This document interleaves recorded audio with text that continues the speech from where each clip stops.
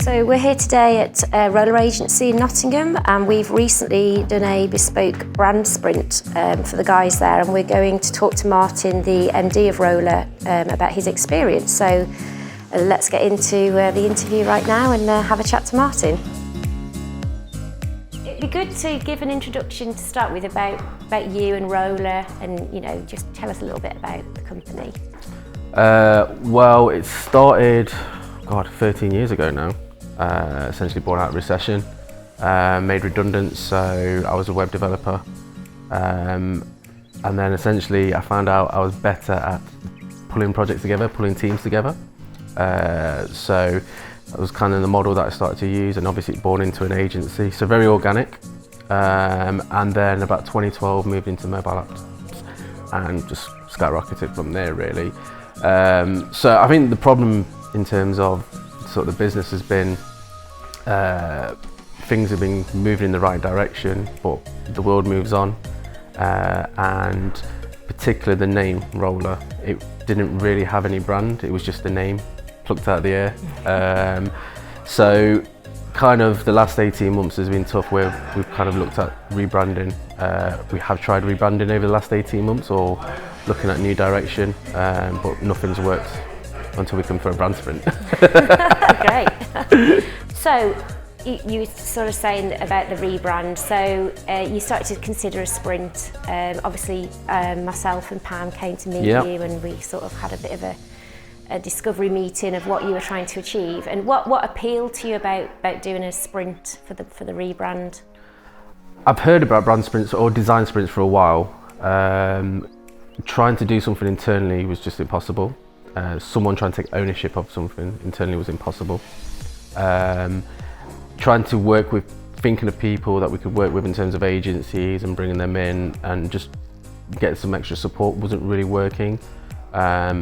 So for me in particular, it was the right person or the right team, people of coming in and working together, people who got us, people who understand who we were, what we could be as well.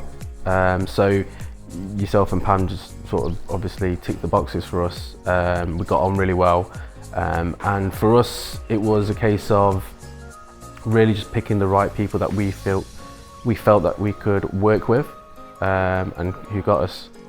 Excellent, good stuff. That's nice to hear.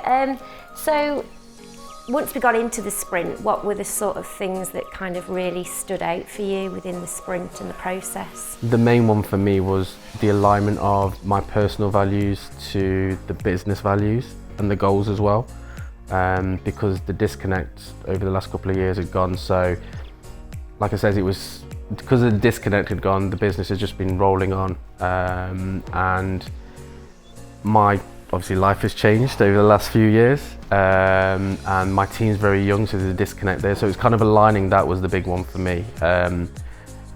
Getting the values specifically out of me was challenging, but once we got those and aligned them to the business, that was the main goal for me.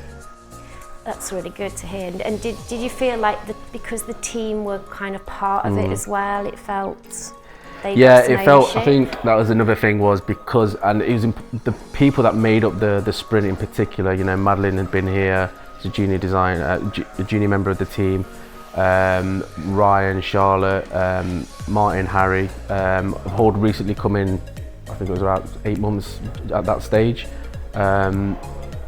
All of them have experience of other agencies as well, and it was really important that once the values were, and I kind of obviously got the alignment, that they had the creativity to go and take that forward and take ownership of it. And I think all of them have got ownership of it, that they're all invested now, because they've been part of that process, and they built the brand.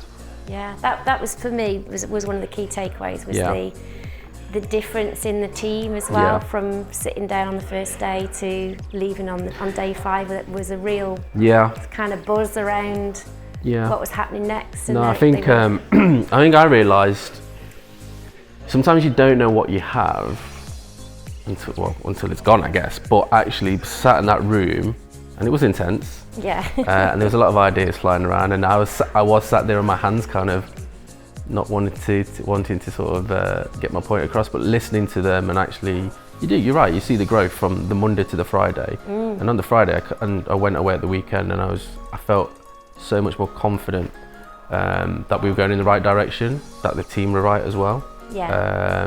And yeah, there was a buzz. There was definitely a buzz, which was good.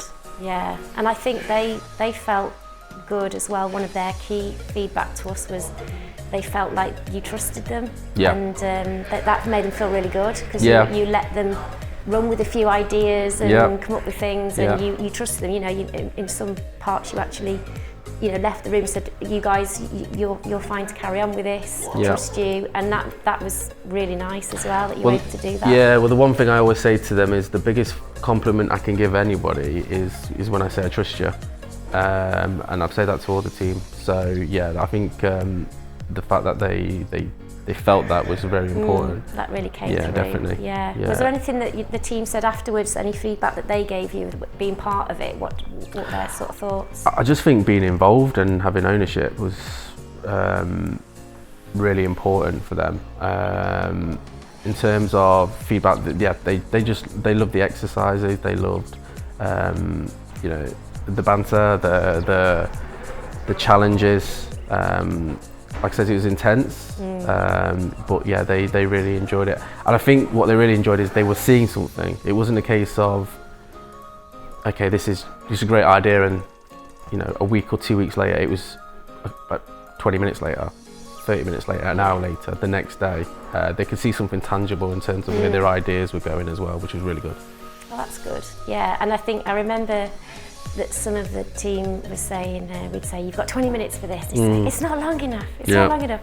But they achieved so much in 20 minutes. So like, they worked really well under pressure, and even if we had to tweak it and say, okay, another 5 minutes, I think they surprised themselves how much they got done in some of the short exercises we did with them. No, definitely. I think the pressure, I think it shows that you can be done. The pressure was the pressure was there, but it definitely can be done. Good. Yeah, and you said something that still stays with me. I still talk to people about you felt that you'd achieved more in 5 days on the sprint than in 18 months. Massively, yeah. I think that was the biggest takeaway. Yeah, and it was the biggest shock that in 5 days I got more value than I did in 18 months and hundreds of grands basically on spending. But I think in terms of the value and the time, it really was benefited.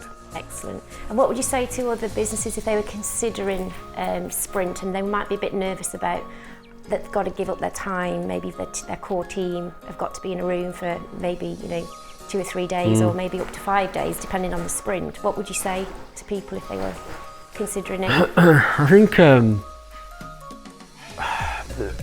everyone doesn't seem to have enough time, but if you don't invest in yourself, then you're not going to move forward. So it's worth the investment, because you can take an idea day one, and you can see some tangible asset in day 5.